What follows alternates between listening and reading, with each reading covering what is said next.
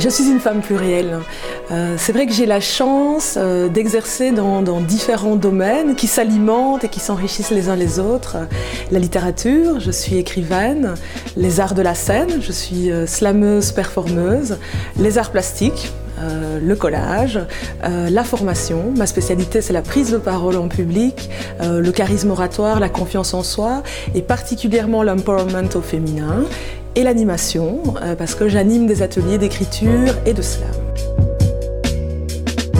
L'idée de ce livre, elle est née à partir de ma propre expérience. J'ai été une travailleuse épuisée et puis très vite, je me suis rendu compte que c'était pas une expérience individuelle, singulière, que je n'avais pas été la seule à être tombée et que j'allais pas être la seule à me relever et à avancer sur ce rocailleux chemin de la reconstruction, et j'ai voulu embarquer des gens avec moi dans cette aventure. J'ai voulu partager cette guérison, cette reconstruction avec d'autres personnes et embarquer des gens dans cette aventure de réenchantement des identités professionnelles.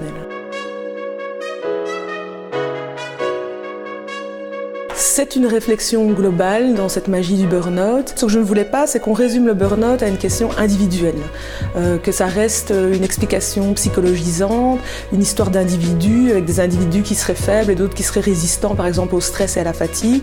J'avais envie de placer, en tout cas, ce burn-out dans une réflexion plus globale qui interroge la structure, le système, le capitalisme en général.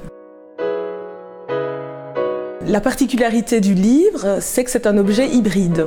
C'est à la fois un mélange de poésie et à la fois un mélange de développement personnel. Et donc on y retrouve, c'est un ensemble de lettres, des invitations à écrire, de la poésie, du collage. C'est une hybridation.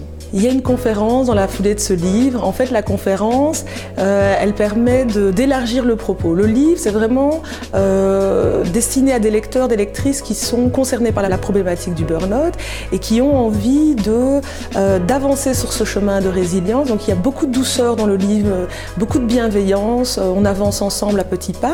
Et la conférence, elle prend un peu de hauteur. La conférence, elle interroge les stéréotypes qui sont liés aux questions de burn-out. On est à un niveau plus large, plus sociétal.